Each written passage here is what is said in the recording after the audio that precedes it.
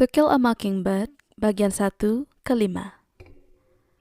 Gerutuanku akhirnya mempengaruhi James juga, seperti yang sudah kuperkirakan. Dan aku lega karena kami mengurangi permainan itu untuk beberapa lama. Namun, dia masih bersikeras bahwa Atticus tak pernah melarang kami. Karenanya kami boleh bermain, dan andaikan Atticus pernah melarang kami, James sudah memikirkan cara menyiasatinya. Dia akan mengubah nama-nama tokohnya, maka kami tak bisa dituduh memainkan apapun. Dill menyetujui rencana ini sepenuh hati. Dill sudah mulai menyebalkan mengekori James terus. Di awal musim panas, dia pernah memintaku untuk menikahinya, lalu dia langsung lupa. Dia mengikutiku, mendandaiku sebagai miliknya, berkata aku satu-satunya gadis yang akan dicintainya, lalu mengabaikanku. Kupukuli dia 2 kali tetapi percuma. Dia malah semakin dekat dengan James. Mereka melewatkan hari-hari bersama di rumah pohon, bersiasat dan bersekongkol. Memanggilku hanya kalau mereka memerlukan pihak ketiga. Namun, aku menjauhkan diri dari persekongkolan gila-gilaan mereka beberapa lama. Dan karena sakit hati disebut anak perempuan, aku melewatkan hampir semua petang yang tersisa pada musim panas itu, duduk bersama Miss Maudie Atkinson di serambinya. Aku dan James selalu bebas bermain di halaman Miss Maudie, asalkan tidak mengganggu rumpun azaleanya. Tetapi hubungan kami dengannya tidak bisa didefinisikan dengan jelas. Sampai James dan Dill menyisihkanku dari rencana mereka, dia hanyalah satu di antara banyak perempuan di lingkungan kami, tetapi keberadaannya relatif tidak membahayakan. Perjanjian tidak terucap kami dengan Miss Maudie adalah kami boleh bermain di halamannya, memakan anggur Scapernongnya, asal tidak memanjat tanaman merambatnya, dan menjelajahi pekarangan belakangnya yang luas. Persyaratan yang begitu murah hati sehingga kami jarang berbicara dengannya. Kami sangat berhati-hati menjaga keseimbangan hubungan kami yang rapuh. Tetapi perilaku James dan Dill memaksaku mempererat hubungan dengan Miss Maudie. Miss Maudie membenci rumahnya. Waktu yang dia lewatkan dalam rumah itu adalah waktu yang tersia-sia. Dia seorang janda, wanita bunglon yang bekerja di kebun bunganya dengan memakai topi jerami tua dan overall pria. Tetapi, setelah mandi pukul 5, dia muncul di teras dan menguasai jalanan dengan kejelitaan berwibawa. Dia mencintai segala sesuatu ciptaan Tuhan yang tumbuh di muka bumi, bahkan rumput liar. Kecuali satu, jika dia menemukan sehelai rumput teki di halamannya, suasana akan berubah ibarat pertempuran kedua di Marne. Pertempuran saat Perang Dunia I, 15-18 Juli 1918, di dekat sungai Marne pecah lagi. Dia menyambar rumput itu dengan mangkuk timah dan menyemprotnya dari bawah dengan pembasmi hama, yang katanya sangat kuat dan bisa membunuh kami semua jika kami tidak berdiri jauh-jauh. Kenapa tidak dicabut saja? Tanyaku, setelah menyaksikan perjuangan panjang melawan selai rumput yang tak sampai 7 cm tingginya. Dicabut nak, dicabut. Dia mengambil tunas yang lunglai dan menjepit batangnya yang mungil. Benih-benih mikroskopis mengalir keluar. Nah, satu batang rumput teki ini bisa menghancurkan seluruh halaman. Lihat sini, kalau musim gugur tiba, benih ini mengering dan ditiup angin ke seluruh Macomb County. Ekspresi wajah Miss Maudie menunjukkan bahwa peristiwa penyebaran benih rumput teki itu bisa disamakan dengan penyebaran wabah penyakit dalam perjanjian lama. Bahasa yang digunakan Miss Maudie termasuk renyah untuk ukuran penduduk Macomb County.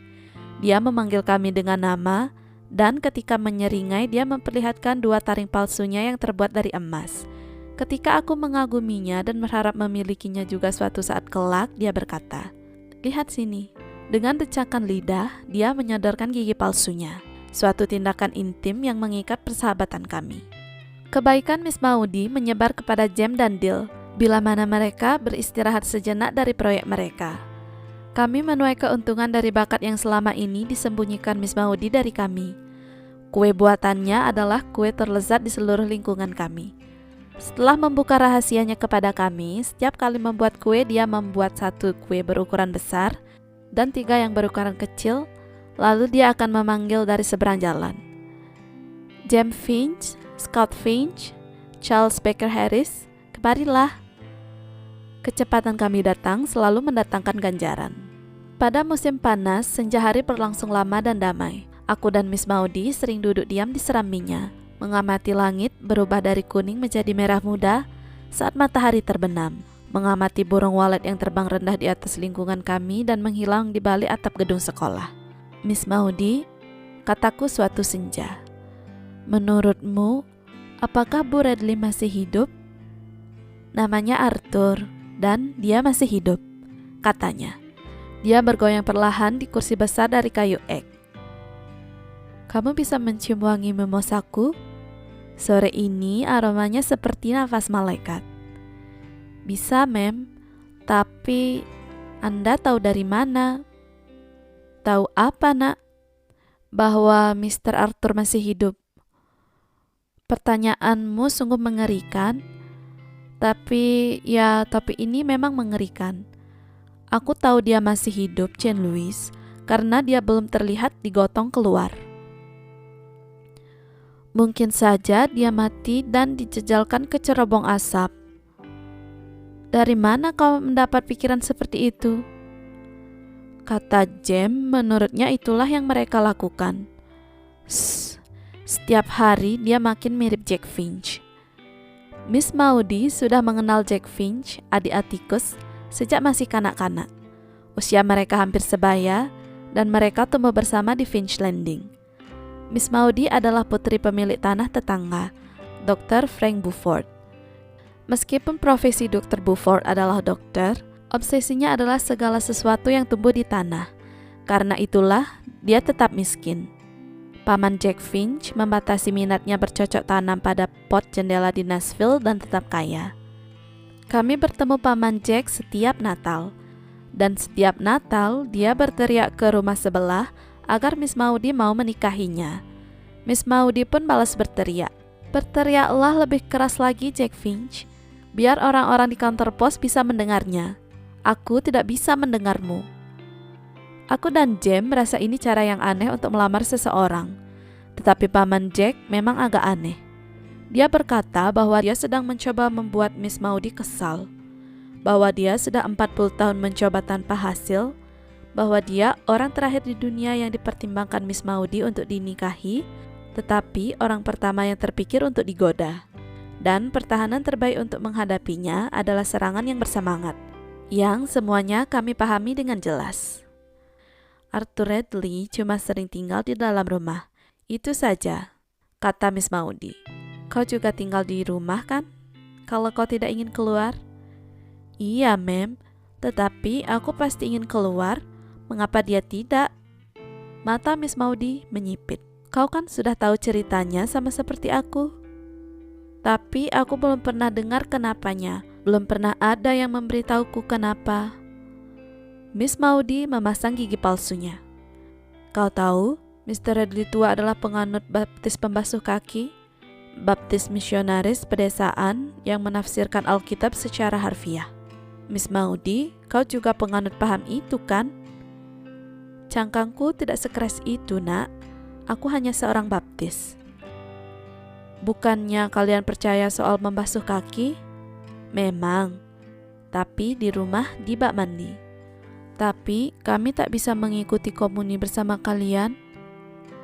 Rupanya karena memutuskan bahwa lebih mudah mendefinisikan pembaptisan primitif daripada komuni tertutup, Miss Maudie berkata, pembasuh kaki meyakini bahwa apapun yang menimbulkan rasa nikmat adalah dosa. Tahu tidak, pada suatu Sabtu beberapa anggota mereka keluar dari hutan dan melewati tempat ini, lalu berkata bahwa aku dan bunga-bungaku masuk neraka. Bungamu juga? Iya, Nak, bungaku juga akan terbakar bersamaku. Menurut mereka, aku terlalu sering melewatkan waktu di alam ciptaan Tuhan dan terlalu jarang tinggal di rumah membaca Alkitab. Keyakinanku pada Injil mimbar berkurang saat membayangkan Miss Maudie direbus selamanya di berbagai neraka Protestan. Memang, lidahnya tajam dan dia tidak berkeliling ke rumah-rumah tetangga untuk beramal, seperti Miss Stephanie Crawford. Tetapi, sementara tak ada satupun orang yang berakal sehat akan percaya pada Miss Stephanie, Aku dan Jem menaruh kepercayaan besar kepada Miss Maudie. Dia tak pernah mengadukan kami, tak pernah bermain kucing-kucingan dengan kami. Dia sama sekali tidak tertarik pada kehidupan pribadi kami. Dia teman kami. Bagaimana seorang makhluk yang begitu bijak bisa terancam siksaan abadi? Aku tak bisa mengerti. Itu tak benar, Miss Maudie. Anda adalah wanita terbaik yang kukenal. Miss Maudie menyeringai. Terima kasih, nak. Masalahnya, kaum pembasuh kaki menganggap perempuan sama dengan dosa. Mereka memahami Alkitab secara harfiah. Apakah karena itu Mr. Arthur tinggal di rumah untuk menjauhi perempuan? Aku tak tahu. Aku juga. Rasanya kalau Mr. Arthur ingin masuk surga, mestinya paling sedikit dia keluar ke teras. Atticus bilang, Tuhan mencintai manusia seperti manusia mencintai dirinya sendiri. Miss Maudie berhenti bergoyang, dan nada suaranya meninggi. Kau terlalu muda untuk memahami, katanya.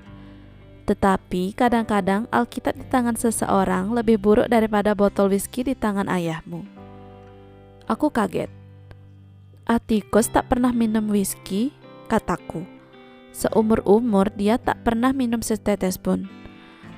Pernah, katanya. Dia pernah minum sedikit dan dia tidak suka. Miss Maudie tertawa. Aku tidak sedang membicarakan ayahmu, katanya. Maksudku, andai Atticus Finch minum sampai mabuk, dia takkan sebodoh beberapa orang dalam kondisi terbaik mereka.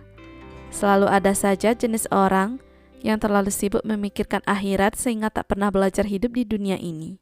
Lihatlah ke ujung jalan, dan kau bisa melihat hasilnya. Miss Maudie, apakah menurutmu benar semua hal yang mereka bilang tentang Mr. Arthur? Hal-hal apa? Aku menceritakannya. 3/4 dari cerita-cerita itu berasal dari orang kulit hitam, dan 1/4-nya dari Stephanie Crawford, kata Miss Maudie tegas. Stephanie Crawford bahkan pernah bercerita padaku bahwa dia pernah terbangun tengah malam dan melihat Arthur mengintipnya lewat jendela.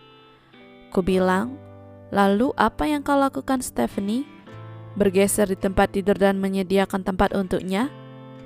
Itu membungkamnya beberapa lama. Aku yakin memang begitu. Suara Miss Maudie sudah cukup membungkam siapapun. Tidak, nak, katanya. Rumah itu dirundung duka. Aku ingat Arthur Radley sewaktu masih kecil, dia selalu berbicara sopan padaku. Apapun perbuatan yang kata orang dia lakukan, bicara sesopan yang dia mampu. Miss Maudie, menurutmu apakah dia gila? Miss Maudie menggeleng. Andai dia belum gila, mestinya dia sudah jadi gila sekarang. Apa yang terjadi pada orang lain kita tak pernah benar-benar tahu. Apa yang terjadi di dalam rumah, di balik pintu tertutup. Rahasia apa? Atticus tak pernah melakukan apapun padaku dan Jem di dalam rumah yang tak dilakukannya di halaman. Kataku merasa wajib membela orang tuaku. Ya Tuhan, nak, aku sedang mengurai benang. Memikirkan ayahmu pun tidak. Tetapi omong-omong tentang dia, aku berani berkata begini. Atticus Finch adalah orang yang sama di dalam rumah dan di jalan umum. Kau mau ku bekali pancake hangat untuk dibawa pulang? Aku mau sekali. Keesokan paginya saat aku terbangun, kutemukan Jem dan Dill di halaman belakang, asyik mengobrol. Waktu aku bergabung, seperti biasa mereka mengusirku. Tidak mau, halaman ini punyaku juga, bukan cuma punyamu, Jem Finch. Aku punya hak yang sama untuk bermain di sini sepertimu. Dill dan Jem berdiskusi sejenak. Kalau kau mau ikut, kau harus menurut. Dill memperingatkan. Hah, kataku. Siapa yang tiba-tiba jadi pongah? Kalau kau tidak bilang kau mau menurut, kami tak akan memberitahumu apa-apa. Lanjut Dill. Tingkahmu seperti kau bertambah tinggi 20 cm tadi malam. Baiklah, apa? Jem berkata dengan tenang. Kami akan mengirim surat untuk Bu Radley. Bagaimana caranya? Aku berjuang menekan ketakutan yang otomatis muncul dalam diriku. Miss Maudie tak akan merasa apa-apa bicara soal seperti ini. Dia sudah tua dan aman di serambinya. Bagi kami, ini masalah lain. Jem akan memasang surat itu pada ujung tongkat pancing dan menyelipkannya menembus daun jendela. Kalau ada yang datang, Dill akan membunyikan lonceng. Dill mengacungkan tangan kanannya, dia memegang sebuah lonceng makan perak milik ibuku. Aku akan mengitari rumah ke samping, kata Jem. Kemarin kami mengamati dari seberang jalan dan ada daun jendela yang lepas. Menurutku setidaknya mungkin aku bisa menempelkan surat itu di kosen jendela. Jem, sekarang kau sudah ikut. Tidak boleh mundur, kau harus ikut Nona Centil. Iya, tapi aku tak mau lihat, Jem, ada yang harus lihat. Kau harus mengawasi bagian belakang rumah itu dan Dill akan mengawasi bagian depan rumah dan jalanan. Dan kalau ada yang datang, dia akan membunyikan lonceng, jelas? Ya sudah, memangnya kau mau menulis apa? Kata Dill. Dengan sangat sopan, kami memintanya keluar sesekali dan menceritakan apa yang dilakukannya di dalam. Kami bilang kami tak akan menyakitinya dan akan membelikannya es krim. Kalian gila apa? Bisa-bisa kita dibunuh, kata Dill. Ini gagasanku, kupikir kalau dia keluar dan duduk sebentar bersama kita, perasaannya akan lebih enak. Dari mana kau tahu perasaannya sedang tak enak? Ya, bagaimana perasaanmu kalau kau sudah 100 tahun terkurung tanpa makan apapun kecuali kucing? Pasti janggutnya sudah sepanjang ini. Seperti janggut ayahmu? Ayahku tak punya janggut. Dill berhenti, seolah-olah mencoba mengingat. Hah, kena kau, kataku. Dulu kau bilang waktu kau turun dari kereta ayahmu punya janggut hitam. Asal tahu saja, musim panas lalu janggutnya dia cukur habis. Benar, dan aku punya surat yang bisa membuktikannya. Dia juga mengirim $2. Teruskan saja, kurasa dia bahkan mengirimmu seragam polisi berkuda. Tapi dia tak pernah muncul kan? Bohong saja terus, nak. Dill Harris bisa berbohong habis-habisan. Antara lain, dia pernah menumpang pesawat pos 17 kali, sudah pernah ke Nova Scotia, dan kakeknya adalah Brigadir Jenderal Joe Wheeler yang mewariskan pedangnya kepada Dill. Kalian diamlah, kata Jem. Dia berlari ke kolong rumah dan keluar membawa tongkat bambu kuning. Kira-kira ini cukup panjang tidak ya untuk menjangkau trotoar? Orang yang cukup berani mendekati dan menyentuh rumah mestinya tak perlu pakai tongkat pancing, kataku. Kenapa tidak kamu dobrak saja pintu depannya? Ini beda, kata Jem. Aku harus bilang berapa kali? Dill mengambil sehelai kertas dari saku dan memberikannya kepada Jem. Kami bertiga berjalan dengan hati-hati ke rumah tua itu. Dill menunggu di tiang lampu di pojok halaman depan, sedangkan aku dan Jem menyusuri trotoar yang sejajar dengan sisi rumah. Aku berjalan lebih jauh daripada Jem dan berdiri di tempat yang memungkinkan untuk melihat melewati tikungan. Kosong, kataku. Aku tak melihat siapa-siapa. Jem menoleh kepada Dill yang mengangguk. Jem memasang surat pada ujung tongkat pancing, menjulurkan tongkat melintasi halaman, dan mendorongnya ke arah jendela yang sudah dipilihnya. Tongkat itu terlalu pendek beberapa senti. Jem membungkuk sejauh mungkin. Aku mengamati dia menyodok-nyodok begitu lama, akhirnya ku tinggalkan posku dan menghampirinya. Suratnya tak mau lepas dari tongkat, gerutunya.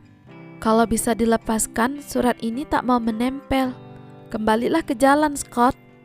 Aku kembali dan mengamati tikungan jalan yang kosong. Sesekali aku menoleh kepada Jem yang dengan sabar mencoba meletakkan surat itu di kosen jendela.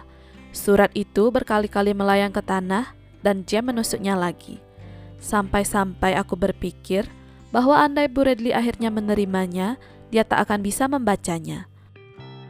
Aku sedang memandangi jalan ketika lonceng makan berbunyi. Dengan bahu terangkat, aku memutar, bersiap-siap menghadapi Bu Redley dan taringnya yang berdarah-darah. Alih-alih, kulihat Dill membunyikan lonceng sekuat tenaga di depan wajah Atticus. Jem kelihatan kacau sekali, sehingga aku tak tega mengatakan, aku bilang apa. Dia menyeret kakinya, menyeret tongkat di belakangnya pada trotoar. Kata Atticus, hentikan bunyi lonceng itu. Dill berhenti membunyikan lonceng itu. Dalam keheningan yang menyusul, aku ingin sekali dia mulai membunyikannya lagi.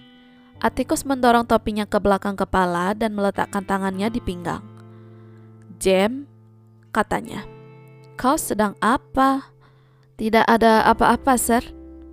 Aku tak mau dengar itu. Ceritakan. Kami hanya mencoba memberikan sesuatu kepada Mr. Radley. Kau sedang mencoba memberikan apa kepadanya? Hanya surat? Coba kulihat. Jem menyodorkan sejarik kertas kotor. Atticus mengambilnya dan mencoba membacanya. Mengapa kau ingin Mr. Radley keluar? Kata Dill. Barangkali dia senang kalau bertemu dengan kami. Dan berhenti ketika Atticus menoleh padanya. Nak, katanya kepada Jem, aku akan mengatakan sesuatu padamu dan hanya sekali. Jangan menyiksa lelaki itu lagi. Ini juga berlaku untuk kalian berdua. Apapun yang dilakukan Mr. Radley adalah urusannya. Kalau dia ingin keluar, dia akan keluar. Kalau dia ingin tinggal di dalam rumahnya sendiri, dia berhak tinggal di dalam tanpa diusir oleh anak-anak yang ingin tahu, yang merupakan istilah untuk menyebut anak-anak seperti kami. Apakah kami suka kalau Atticus masuk begitu saja tanpa mengetuk saat kami sedang di kamar malam-malam? Kami sebenarnya melakukan hal yang sama kepada Mr. Radley. Perbuatan Mr. Radley mungkin tampak aneh bagi kita, tetapi tidak aneh baginya. Lagi pula, pernahkah kami terpikir bahwa cara yang sopan untuk berkomunikasi dengan orang lain adalah melalui pintu depan, bukannya jendela samping? Terakhir, kami harus menjauhi rumah itu sampai kami diundang ke sana.